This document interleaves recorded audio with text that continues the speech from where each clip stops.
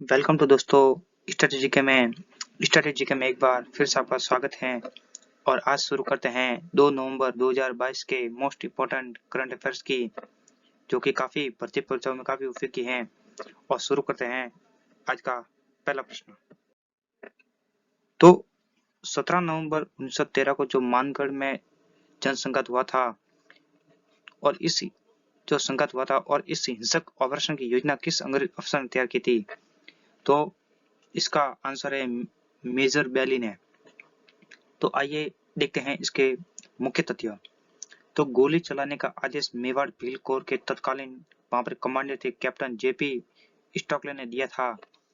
और वहीं आगे देखें, यानी कि ऑपरेशन की योजना तो मेजर बेल ने बनाई थी और वहां पे गोली चलाने का आदेश है ना, वो वहां के तत्कालीन जो कमांडर थे कैप्टन जेपी स्टॉकले ने दिया था।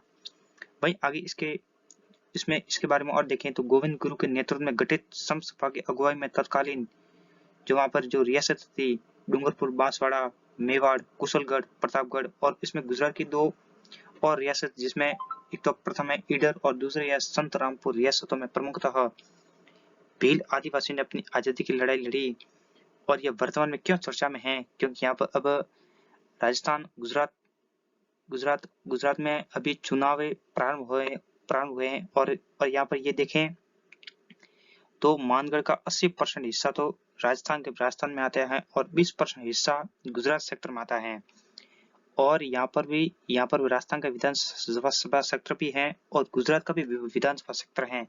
और यह पूरा सेक्टर आदिवासी बहुल एरिया है, क्योंकि यह राजस्थान के दक्षिण भाग में आता है। और यहाँ पर आज 1 नवंबर को देश के प्रधानमंत्री यहाँ पर आने वाले हैं और उन्होंने घोषणा की थी कि हम मानगढ़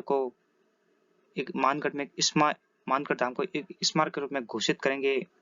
और ये काफी चर्चाओं में भी चल रहा है अब 2-3 दिन से इसी। और यहाँ पर अन्य नेता भी यहाँ पर आ चुके हैं इस मानगढ़ धाम को स्मारक के रूप में चिन्हित करने के लिए। और यह मानगढ़ धाम काफी चर्चाओं में रहा था, जिसे राजस्थान का जलियांवाला बाग हत्याकांड भी इसकी संज्ञा दी गई है। वहीं आगे आज का अगला प्रश्न देखें तो प्रदेश की सबसे बड़ी धान की मंडी किस जिले में स्थित है? तो ये भी एक प्रश्न चर्चा में क्यों है, तो देखते हैं। और इसका आंसर है बूंदी में। क्यों? और ये राज्य की सबसे बड़ी धान मंडी किसे कहते हैं? चावल को कहते हैं, धान चावल को कहते हैं, क्योंकि यहाँ पर एक ही दिन में 2,25,000 चावल की बोरियां यहाँ पर आई है। इतनी हमारे राजस्थान में इस बार बम्पर पैदावार हुई है चावल की, क्योंकि इस बार राजस्थान में वर्षा औसत से ज्यादा हुई थी। और इसी को मद्देनजर रखते हुए जो हमारे राजस्थान के पूर्वी और उत्तरी जिले हैं, दक्षिण पूर्वी जिले हैं, वहां पर चावल की बम्पर पैदावार होती है। वही आज का अगर तीसरा प्रश्न देखें तो प्रदेश की बाल वाटिकाओं में कितने एनटीटी शिक्षक लगेंगे? तो ये सरकार ने घोषणा की कि हम प्रदेश में जितनी बाल वाटिका हैं उसमें हम 1900 एनटीटी शिक्षक लगाएंगे। तो क्या है, देखें इसके बारे में। तो सीएम यानी हमारे मुख्यमंत्री श्रीमान अशोक गहलोत जी ने महात्मा गांधी अंग्रेजी माध्यम में विद्यालय में करीब 1900 एनटीटी कोर्स किए हुए शिक्षकों की सेवाएं लेने के प्रस्ताव को मंजूरी मिली है। और इसके अनुसार राज्य सरकार की ओर से इन शिक्षकों का 3 माह का अंग्रेजी का ब्रिज कोर्स करवाया जाएगा। यानी कि सबसे पहले उनको एक सरकार के द्वारा एक 3 माह का कोर्स है, जिसे ब्रिज कोर्स कोई है, अंग्रेजी का कोई ब्रिज कोर्स है, उसके माध्यम से इनमें कोर्स कराएंगे। कोई चयन प्रक्रिया होने के बाद कुल मिला के 1900 शिक्षक हैं, उनको बाल वाटिकाओं में पढ़ाने के लिए भेजा जाएगा। ठीक है। वही और श्रीमान अशोक गहलोत जी ने अब राज्य में अंग्रेजी माध्यम के माध्यम भी विद्यालय शुरू किए, क्योंकि जमाना बढ़ता जा रहा है। अब लोग हिंदी से अंग्रेजी की ओर होते जा रहे हैं, क्योंकि हमारे राजस्थान में काफी बच्चे अंग्रेजी में पिछड़े हुए हैं। और इसी को मध्य में रखते हुए सरकार ने कहा कि हम भी अंग्रेजी माध्यम के विद्यालय बनाएंगे, जिसमें छात्रों को अंग्रेजी का ज्ञान प्राप्त हो सके। भाई आज का चौथा प्रश्न देखिए इसका। तो सरकार द्वारा संचालित पालनहार योजना में अब तक कितने बच्चों को इस योजना का लाभ मिला है? क्योंकि ये भी एक प्रश्न अभी चर्चा में चल रहा है। क्यों चर्चा में है, तो देखते हैं इसके बारे में। वहीं देखिए अब तक इस योजना में 6,51,000 बच्चों को इस पालनहार योजना का लाभ मिला है। तो क्यों है देखें तो पालनहार योजना 8 फरवरी 2005 में शुरू हुई थी और इसके अंतर्गत 5 वर्ष तक की आयु के बच्चों को ये 5,000 नहीं, ये 500 रुपए कर देना, ठीक है।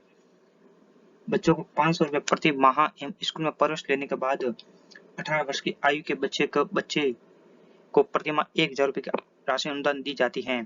कब दी जाती थी? जब ये 2005 में शुरू हुई थी। और अब वर्तमान में देखें तो अनाथ एवं अन्य पात्र बच्चों को पात्रता अनुसार 500 रुपए, यानी कि 5 वर्ष तक की आयु के बच्चे को 500 रुपए, और 18 वर्ष के बालक जो 18 वर्ष की आयु जो पार कर जाते हैं उनको सरकार 2500 रुपए प्रति माह आर्थिक सहायता दी जाती है।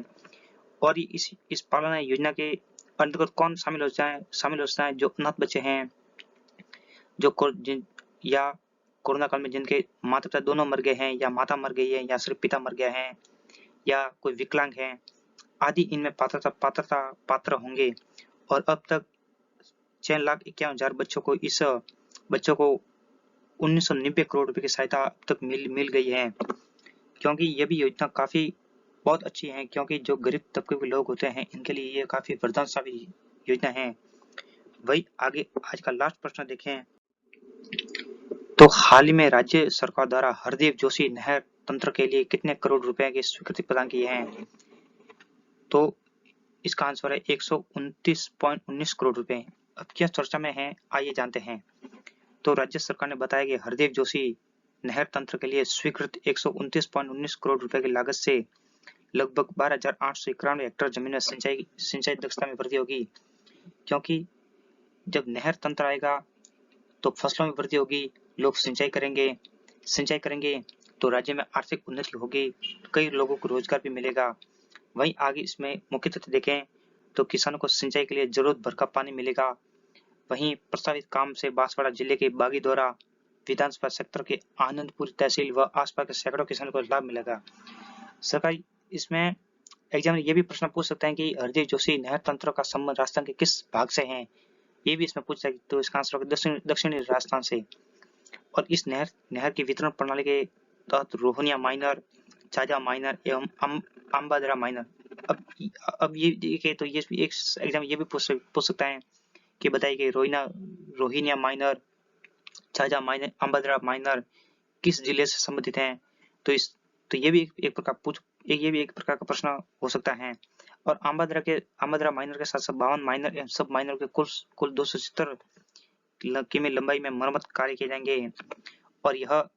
और यह भी एक नहर तंत्र परियोजना, क्योंकि राजस्थान में नहर तंत्र काफी विस्तारित है। अब एक आपने पढ़ा होगा कि ERCP नहर तंत्र परियोजना है जो राज्य के पूर्वी राजस्थान के 13 जिले से लाभान्वित होंगे, और ये भी काफी चर्चाओं में चल रही हैं।